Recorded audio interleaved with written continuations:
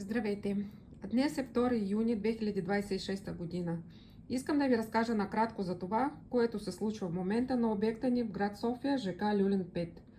Фасадата на сградата придобива своя окончателен вид. Сфинична мазилка в бяло и антрацит. Декоративни панели по балконите и естествен камък по терасите и прозорците. Започна монтажа и на стойките за стъклените парапети. Вашите тераси и балкони са защитени с висококачествена хидроизолация и започна полагането на плочките. Подовите настилки в стълбищата са в процес на полагане и предстои тяхното фугиране.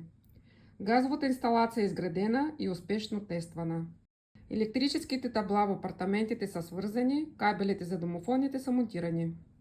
Асансьорите са позиционирани и готови за финишните довършителни работи в кабините.